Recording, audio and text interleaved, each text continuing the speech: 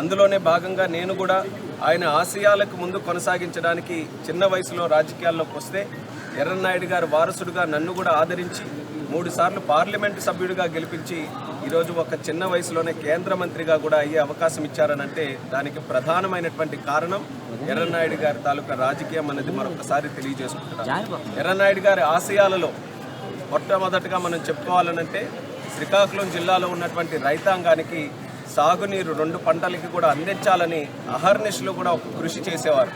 ఆ రోజు ఎన్నో కార్యక్రమాలు ఆయన చేతుల మీదుగా ముందుకు కొనసాగించారు. ఈరోజు అందులో నేను దలుచుకున్నది ప్రత్యేకంగా నేరేడి బ్యారేజ్ గురించి. నేరేడి బ్యారేజ్ మీద ఎర్రన్నాయుడు గారు ఉన్నప్పుడు కూడా ఎన్నో కార్యక్రమాలు ముందుకు చేయడానికి ఆయన వంతుగా ముందుకు చేశారు. ఎందుకంటే పార్లమెంట్ సభ్యుడిగా ఉన్నారు, ఆ రోజు ఒక కేంద్ర మంత్రిగా ఆయన కూడా ఉన్నారు. మళ్ళీ ఈరోజు నాకు అవకాశం వచ్చింది. ఆ అవకాశం వచ్చిన తర్వాత మొన్ననే ఢిల్లీలో కేంద్ర మంత్రి జలశక్తి మంత్రి గారు సిఆర్ పాటిల్ గారిని కూడా కలిసినప్పుడు నేరేడి బ్యారేజ్కి ఉన్నటువంటి సమస్యలన్నీ కూడా తొలగించి దాని తాలూకా ఆర్డర్ కూడా వెంటనే ఇవ్వాలని కూడా నేను కోరడం జరిగింది. అలాగే మన ముఖ్యమంత్రి వర్యులు నారా చంద్రబాబు నాయుడు గారు కూడా మన ప్రాంతానికి మంచి చేయాలన్న ఆలోచనతో ఆయన కూడా దాని గురించి కోరడం జరిగింది. నాకైతే నమ్మకం ఉంది, సుప్రీంకోర్టులో ఎటువంటి కేసులు కూడా దానికి సంబంధించి ఏమి కూడా లేవు నేరేడి బ్యారేజ్కి.